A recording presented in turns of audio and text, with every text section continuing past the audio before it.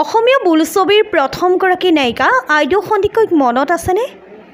অসমীয়া প্ৰথমখন বোলছবি সুন্দৰৰ পূজাৰী জ্যোতিপ্ৰসাদ আগৰৱালাদেৱৰ দ্বাৰা নিৰ্মিত জয়মতীত সতী জয়মতীৰ চৰিত্ৰ ৰূপায়ণ কৰা প্ৰথমগৰাকী অসমীয়া অভিনেত্ৰী আইদেউ সন্দিকৈৰ ২৭ জুন তাৰিখটো জন্মদিৱস হিচাপে পালন কৰা হয়। এইখন আইদেউ সন্দিকৈয়ে শৈশৱ কৈশোৰ অতিবাহিত কৰা ঘৰখন। আইদেউ সন্দিকৈৰ পিতৃ নীলাম্বৰ সন্দিকৈ আৰু তেখেতৰ ভাতৃৰ নামত আজিও আছে বেতিয়নী সন্দিকৈ গাঁৱত মাটিৰ পট্টা।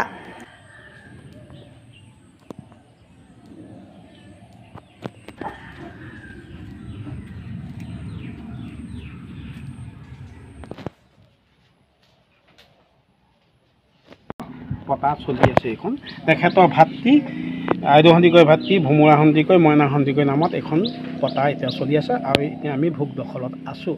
তেখেতৰ আমি এতিয়া এখন খাজানা দি আছোঁ আৰু তেখেতৰ নামতে দুজন ভায়েকৰ নামত এখন পতা চলি আছে। কিন্তু এই জন্মস্থানক লৈ আজিও ৰাইজৰ মাজত বিভ্ৰান্তিৰ সৃষ্টি হোৱা দেখিবলৈ পোৱা যায়। অসমৰ নাৰীসকলক ৰক্ষণশীল সমাজ এখনৰ বিৰুদ্ধে যুঁজিবলৈ শিকাই যোৱাৰ লগতে অসমৰ সৃষ্টিশীল জগতখনত নাৰীসকলৰ বাবে পথ প্ৰশস্ত কৰা আইদেউ সন্দিকৈৰ নাতিৰ মুখেৰে আমি জানিবলৈ বিচাৰিলোঁ তেখেতৰ জন্মস্থানৰ কিছু তথ্য। আমাৰ সাংবাদিকে সোধা কিছু প্ৰশ্নৰ যুক্তিৰে উত্তৰ দি গ'ল তেখেতে। জন্মদিৱস আইদেউ সন্দিকৈৰ যি এয়া বাসগৃহ য'ত নেকি তেখেতৰ জন্ম হৈছিল আৰু কি ক'ব তেখেতৰ জন্মস্থানক লৈ বিভিন্ন তথ্য বিভ্ৰান্তি আছে। আপুনি এজন পৰিয়ালৰ লোক হিচাপে তেখেতৰ নাতি হিচাপে আপুনি কি ক'ব?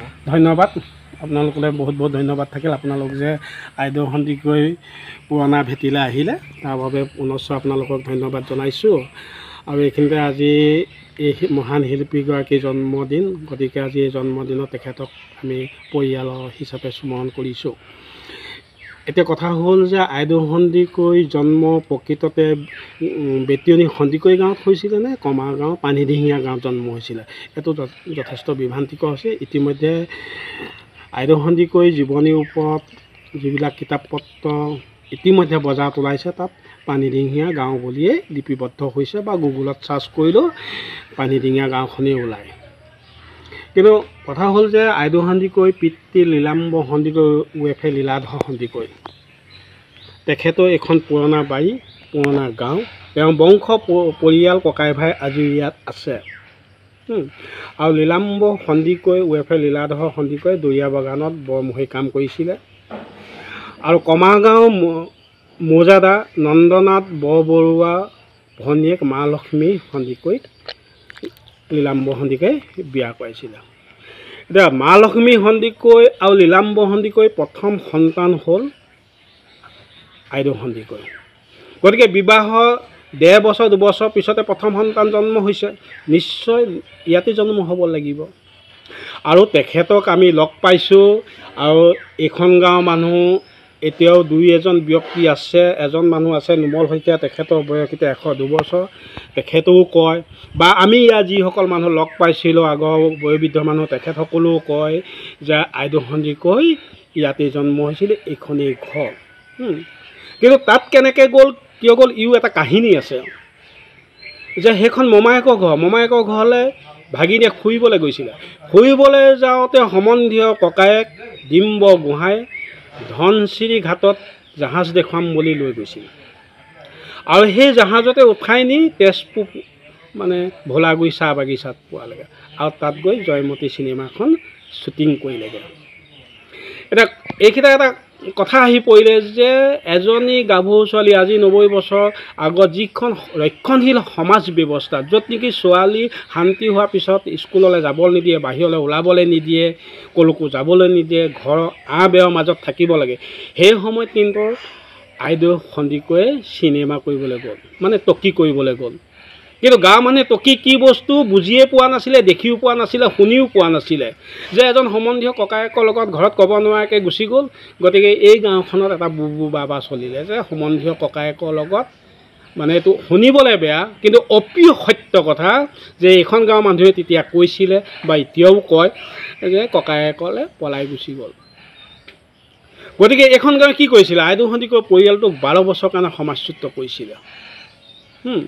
এঘৰীয়া কৰি দিছিলে যে এই ঘৰখনলৈ কোনো মানুহ অহা নাছিলে বা এই পৰিয়ালৰ মানুহ কাৰোবাৰ ঘৰলৈ গ'লেও পানী ছটিয়াইছিলে য'ত আইদেউ সন্দিকৈ পুখুৰী দলঙত উঠি পুখুৰীৰ পৰা পানী উঠাবলৈ দিয়া হৈছিলে আৰু যেতিয়া চিনেমাখন কৰি ঘূৰি আহিলে আইদেউ সন্দিকৈ এই গাঁওখনত ইয়াত প্ৰৱেশ কৰিবলৈকে নিদিলে নিষিদ্ধ কৰি দিলে তেতিয়া এই ছোৱালীজনী ক'লৈ যাব আৰু অন্য হাতেদি এই পৰিয়ালটো আৰু কমাগাঁও পৰিয়ালটো দুইটা পৰিয়ালত মতানৈক্য ঘটিলে যে এই পৰিয়ালটো সেই পৰিয়ালটোক দোষাৰোপ কৰিলে যে আমাৰ ছোৱালী তোমালোকৰ ঘৰলৈ গৈছিলে তোমালোকৰ ঘৰলৈ যাওঁতে কেনেকৈ ছোৱালীজনী হেৰালে কেনেকৈ গ'ল কি হ'ল সেই পৰিয়ালটোক দোষাৰোপ কৰিলে মানে দুটা পৰিয়ালৰ মাজত মতানৈক্য আহি গ'লে আৰু শেষত মমায়েক মৌজাদা নন্দনাথ বৰবৌৱে কি কৰিলে আইদেউ সন্দিকৈ তালৈকে লৈ গ'ল তৰিয়ালৈকে কাৰণ তেওঁলোকে এইখন সমাজে দোষী কৰিলে পৰিয়ালে দোষী সাব্যস্ত কৰিলে আইদেউ সন্দিকৈ তাত থাকিলে আৰু সেই সময়ত মা লক্ষ্মী সন্দিকৈ সমাজে কিমান মানসিক নিৰ্যাতন চলাইছিলে চাগে ভাবিলে এইটো কল্পনা কৰিলে যেন কিবা লাগি যায় এতিয়াও জানো আমি সমাজত ছোৱালীজনী কিবা বেয়া হৈ গ'লে আমি মাককে দোষাৰোপ কওঁ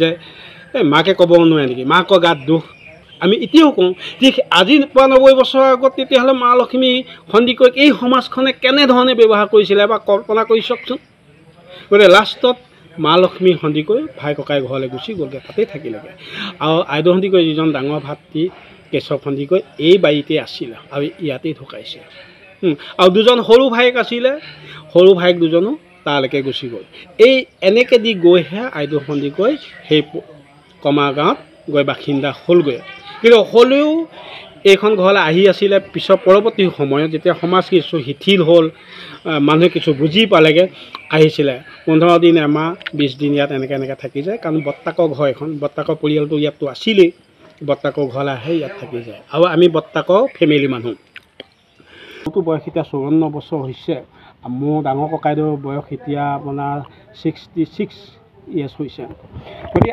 আমিতো এই গাঁৱৰ মানুহ লগ পাইছোঁ আজি ১০, ১৫, ২০ বছৰ আগত যিবোৰ মানুহ ঢুকাই গৈছে সেই মানুহবিলাকক আমি লগ পাইছোঁ তেখেতসকলে কয় যে আইদেউ সন্দিকৈ তহঁতৰ পৰিয়ালটো এনেকুৱা আছিলে এনেকৈ সমাজে বাদ দিছিলে আৰু যেতিয়া আমি সেইখন ঘৰলৈ যাওঁ তেতিয়া আইদেউ সন্দিকৈ আমাক সোধে আমুকৰ ভালনে তামুকৰ ভালনে আমুকৰ ল'ৰা ছোৱালী কি বা আইদেউ সন্দিকৈ যদি তাৰপৰা ইয়ালৈ আহে ইঘৰ ফুৰিবলৈও যায় কাৰোবাক ককাইদেউ কয় কাৰোবাক দদাইদেউ কয় কাৰোবাক বৰ্তা কয় ফুৰিবলৈ যায় আমি সৰু আমি লগত যাওঁ গতিকে আইদেউ সন্দিকৈ ইয়াত কৈশোৰ যৌৱন কালটো পাৰ কৰিলেহে ইয়াৰ মানুহ চিনি পাব সুধিব যে আমুকৰ ভালনে তামুকৰ ভালনে আমুকৰ ল'ৰা ছোৱালী কি আমুক আছেনে এই কথাবিলাক যেতিয়া সোধে তেতিয়া নিশ্চয় ইয়াতে জন্ম হ'ব লাগিব